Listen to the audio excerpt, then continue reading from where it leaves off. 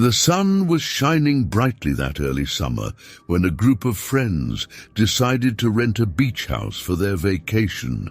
Among them were Lucas, a young adventurer, Mariana, always curious, Pedro, a nature lover, and Anna, who adored horror stories. The house was located on an isolated beach, surrounded by a dense forest and a sea with crystal-clear waters. Perfect, they thought, for relaxing and enjoying the long summer nights. They arrived at the house in the late afternoon, exhausted from the trip, but excited about the adventure ahead. The house was large, with a colonial style and a porch facing the sea. However, there was something strange about the place. Lucas, always the most attentive, was the first to notice.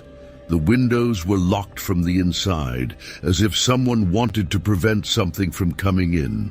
The vegetation around seemed to suffocate the house, and the air had a smell of mold mixed with salt. After settling in, they decided to explore the surroundings. They found a trail that led to the forest.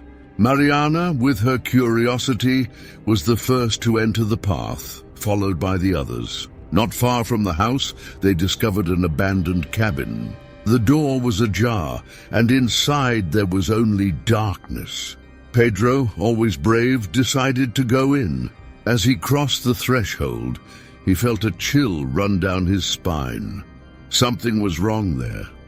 Inside the cabin, they found old furniture covered in dust, yellowed books, and in a corner, a wooden box. Anna, the horror story lover, suggested they open the box. Lucas hesitated, but Mariana and Pedro's curiosity prevailed. Inside the box, they found an old diary covered in cobwebs. The pages were filled with accounts of strange events that had occurred in that beach house. Night fell quickly, and the group decided to return to the house. They sat on the porch, illuminated only by an old oil lamp, and began to read the diary. The story spoke of a family who had lived there many years ago. The father, a fisherman, had mysteriously disappeared at sea. The mother, consumed by grief, swore she heard her husband's voice every night, calling her from the ocean. The children began having nightmares, and soon the entire family was found dead inside the house under unexplained circumstances. Ina, always skeptical, suggested that these were just stories to scare children. However, that night, strange noises began to echo through the house. The sound of footsteps upstairs, doors opening and closing on their own, and inaudible whispers. Lucas decided to investigate, but found nothing unusual. Even so, the feeling of being watched was undeniable. The following days were marked by even stranger events. Pedro, the nature lover, found footprints in the sand leading from the house to the sea, but there were no signs of return. Mariana began having nightmares, always with the same vision, a dark figure watching her from the window. Anna, in turn, started hearing the fisherman's voice calling her name at night. The group decided it was time to leave, but a fierce storm prevented them from departing. The house seemed to hold all its secrets, refusing to let them go. On the last night, the situation reached its peak. The doors and windows slammed shut, the wind howled like a hungry creature, and the whispers turned into screams. The dark figure from Mariana's nightmares appeared in the middle of the room, watching them with empty eyes. It was then that Lucas remembered the diary. He ran to the cabin, ignoring the wind and rain, and frantically searched for something that could help them. He found a last page they hadn't read before. It was a letter from the family's mother, saying that her husband's spirit was trapped in the house and that only a sacrifice could free him. Desperate, Lucas returned to the house and told his friends. The dark figure was getting closer, and the feeling of despair increased. With no options, they decided to confront the spirit. Edna, with her newfound courage, offered herself as a sacrifice. At the moment the spirit touched her, a bright light filled the room, and everyone was enveloped in a sense of peace. When they opened their eyes, the storm had passed and the dark figure had disappeared. Anna was on the floor, unconscious but alive. The group, now free from the house's terror, decided to leave immediately.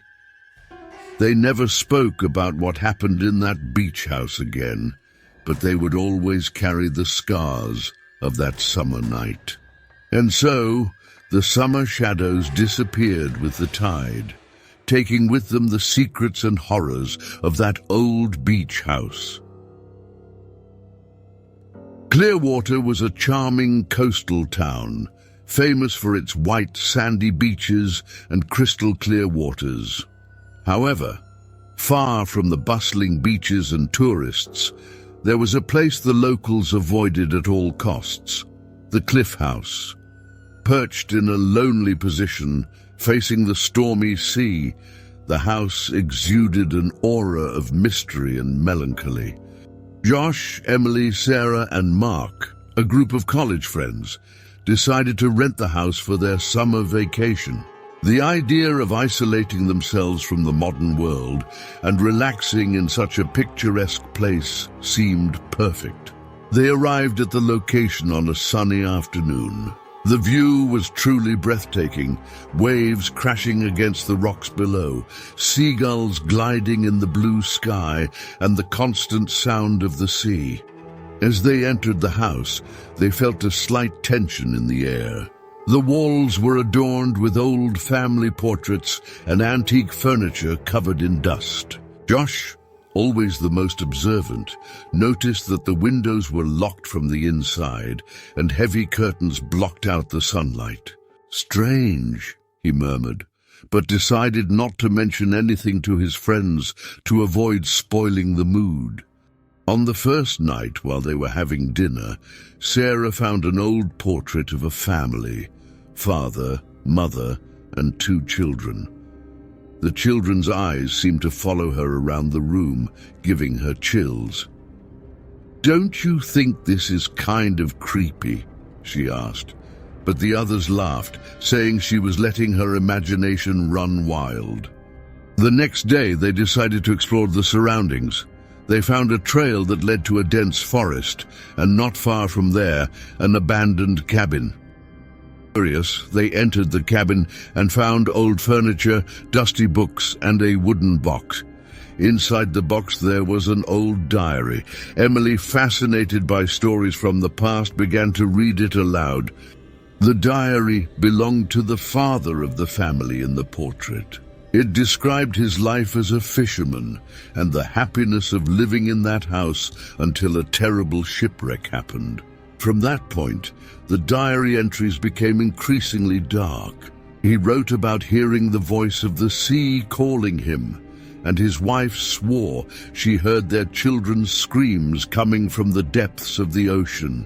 In one of the last entries, he mentioned that the entire family started having terrible nightmares and that something evil seemed to be watching them. That night, the group was sitting on the porch when they heard strange noises coming from the house. Josh decided to investigate but found nothing unusual. However, the feeling of being watched persisted. Emily started having vivid nightmares in which a dark figure watched her as she slept. Mark, the most skeptical, said it was just suggestion influencing their minds. The following days were marked by inexplicable events. Doors slammed shut on their own, whispers echoed through the hallways, and one night, Sarah saw a shadow quickly move through the room. The situation reached a critical point when Emily found wet footprints leading from the house to the cliff, but no sign of return. This made everyone highly alert. Determined to uncover more about the house's history, Josh and Sarah returned to the cabin for more clues. There, they found a last page of the diary they hadn't read before. It was a letter from the mother, written in despair, explaining that she believed her husband's spirit was trapped in the house and that only a sacrifice could free him. The tension in the house increased the next night. The sea was agitated, doors and windows slammed violently, and the whispers turned into agonizing screams. The dark figure from Emily's nightmares appeared in the middle of the room, watching them with empty, pain-filled eyes. Desperate, the friends tried to leave the house, but the storm outside prevented them. It was then that Josh remembered the last page of the diary. He realized they needed to confront the spirit to resolve the situation. Emily, showing unexpected courage, decided to offer herself as a sacrifice, believing it would bring peace to the tormented soul. When the figure approached and touched Emily, a bright light filled the room, and everyone felt a wave of peace and tranquility. When they opened their eyes, the storm had passed, and the dark figure had disappeared. Emily was on the floor, unconscious but alive. They felt they had freed the trapped spirit. Without wasting any more time, they left the cliff house immediately, vowing never to return. The vacation that was supposed to be restful and fun became a terrifying memory they would never forget. The Blackwater Point Lighthouse, with its imposing tower and bright lights, was an iconic landmark on the rocky coast. However, besides guiding ships, it was also known for its haunting stories. It was said that Henry Blake, the original lighthouse keeper, went mad after a shipwreck, and his spirit still roamed the area seeking redemption. David, Lisa, Michael, and Jenny, a group of longtime friends, decided to camp near the lighthouse for a summer adventure. They arrived at the location at dusk, set up their tents, and lit a campfire. While they talked, Michael, known for his love of scary stories, began telling them about Henry Blake. Though they laughed at the story, David, always superstitious, felt a chill run down his spine.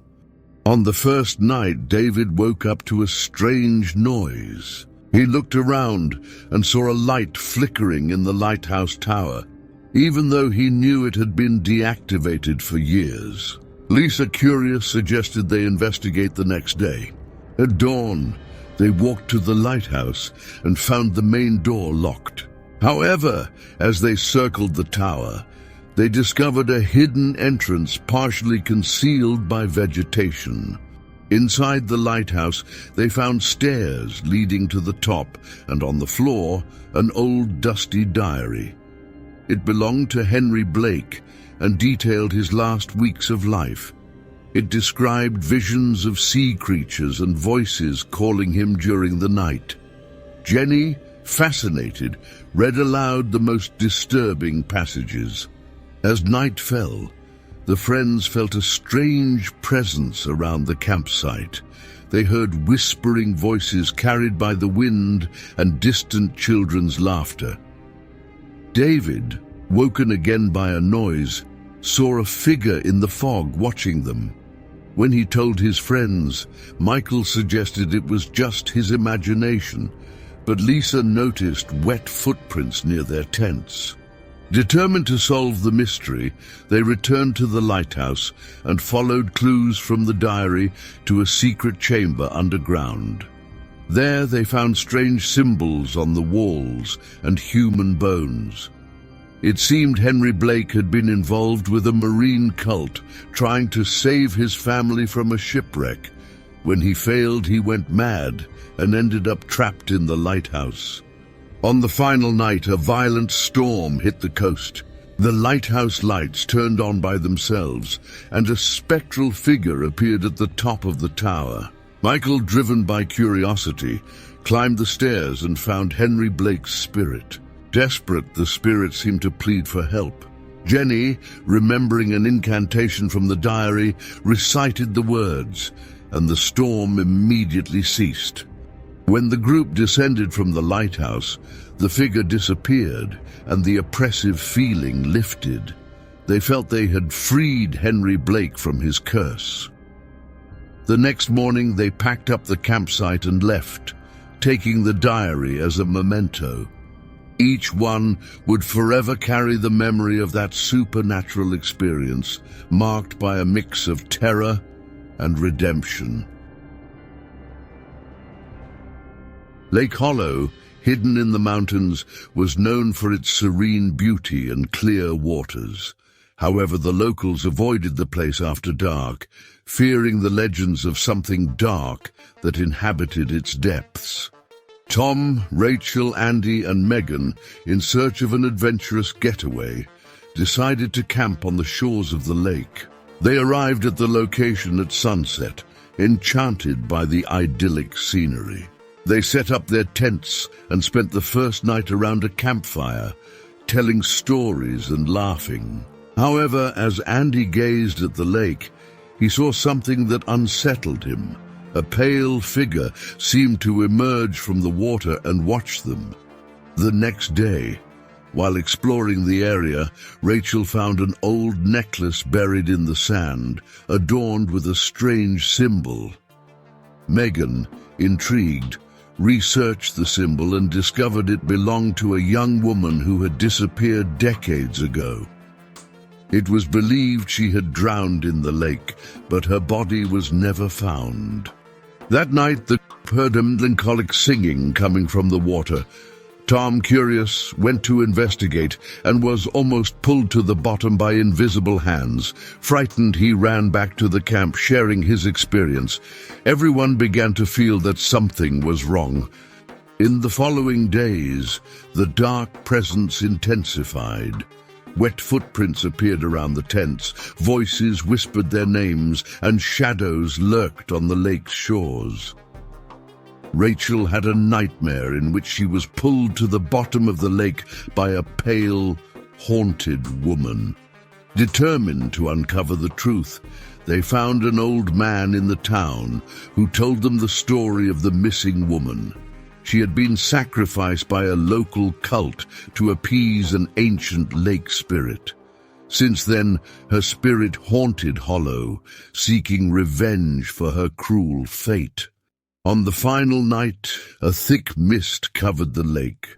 The figure of the young woman appeared pale and sorrowful, with eyes full of pain and despair.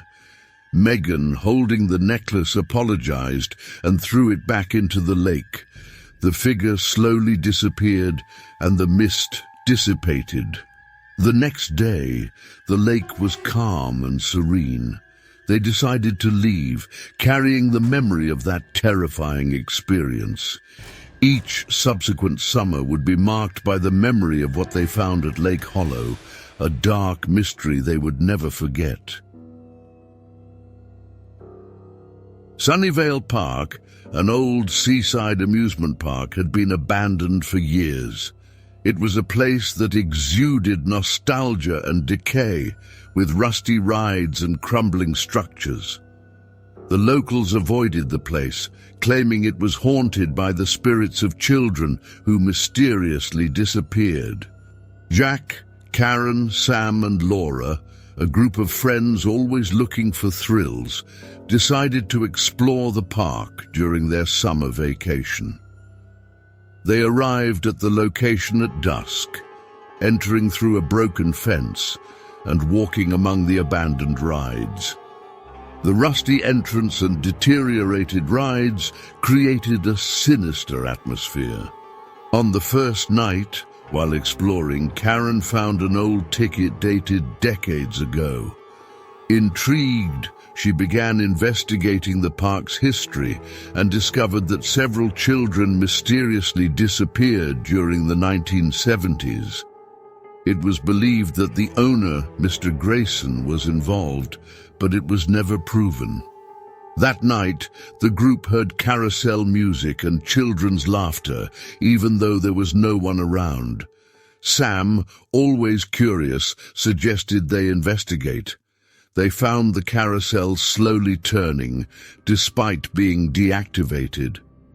Laura noticed shadows of children reflected in the mirrors, but when she turned, no one was there. The strange events increased.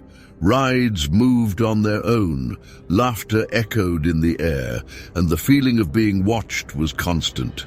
Jack had a nightmare where Mr. Grayson chased him through the park, laughing maniacally. The group became increasingly convinced that something supernatural was happening. Determined to uncover the truth, they found a diary hidden in Mr. Grayson's old house. It revealed that he was part of a cult that sacrificed children to keep the park prosperous. When he was discovered, he cursed the park forever. On the final night, a sudden storm hit the park. The carousel lights turned on, and the music grew louder. The figures of the missing children appeared, surrounding the group. Karen, holding the old ticket, asked for forgiveness on behalf of Mr. Grayson and burned the ticket. The figures disappeared, the music ceased, and the storm stopped. The next day, the park was silent. They decided to leave immediately, vowing never to return. The summer at Sunnyvale Park was marked by a terrifying experience they would never forget. The summer was shaping up to be unforgettable for 4 childhood friends who decided to reunite after years apart. Alex, Emily, Jack, and Samantha had been inseparable during their teenage years. And now, as adults, they decided to rent a manor by an isolated lake to relive the old times. Pinewood Manor, nestled deep in the woods near Crescent Lake, had a dark reputation among the locals, but most of the stories were dismissed as small-town superstitions. They arrived at the manor on a sunny Friday afternoon, the sun reflecting off the tranquil waters of the lake, creating the perfect setting for relaxation. The house was large, with old-world architecture and wide windows offering panoramic views of the lake. Alex, the most practical of the group, was the first to notice something strange. There were scratch marks on the doors and windows, as if something or someone had tried to break in. After settling in, they decided to explore the area around the manor. Samantha, always curious, found a trail that led into the dense forest. They walked for a few minutes until they stumbled upon an old, abandoned fishing cabin. As they entered, the air seemed colder, and an unsettling feeling washed over them. In the center of the cabin, there was a dusty table and an old diary. Emily, fascinated by old stories, picked up the diary and began to read. It belonged to a man named Thomas, who had lived in Pinewood Manor with his family over 50 years ago. Thomas described a series of strange events that began with the disappearance of fish from the lake and culminated in the vanishing of his own daughter, Lily. He wrote about hearing children's laughter during the night and seeing shadows moving in the forest. Back at the manor, while preparing dinner, Jack couldn't shake the stories from the diary. "Do you think any of this could be true?" he asked, trying to hide the unease in his voice. Alex laughed it off, saying they were just stories to scare children, but Samantha and Emily were not so sure. That night, the manor seemed even older and more sinister. The wooden floors creaked with the wind, and shadows danced on the walls, created by the flames of the fireplace. As they prepared to sleep, they heard a sound coming from the lake. It was a soft, sad melody, like someone singing. Samantha, convinced she wasn't imagining things, decided to investigate. Jack, always protective, accompanied Samantha to the lake's edge. The full moon illuminated the water, revealing something strange. There was a pale figure of a girl floating above the surface. When Samantha tried to get closer, the figure vanished, leaving only the silence of the night. The next day, everyone was tense. Emily suggested they return to the fishing cabin to look for more answers. There they found more pages of the diary hidden under a loose floorboard. Thomas wrote about a local legend of a spirit inhabiting the lake, luring children to their deaths. He described how he tried to protect his daughter but failed, and now her spirit haunted the manor, seeking revenge. They decided it was best to leave the manor, but a sudden storm prevented them from departing. Dark clouds covered the sky, and thunder echoed around the lake. The atmosphere in the manor became oppressive. Doors slammed, windows shook, and the whispers turned into agonizing screams.